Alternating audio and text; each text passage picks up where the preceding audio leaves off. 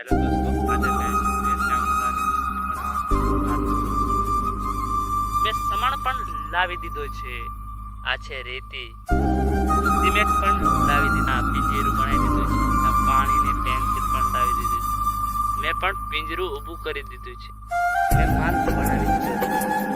મેં પૂછી પણ દીધું છે.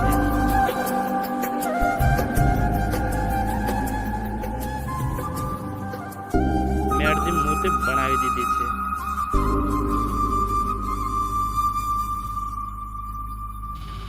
હાથ તૂટી જરા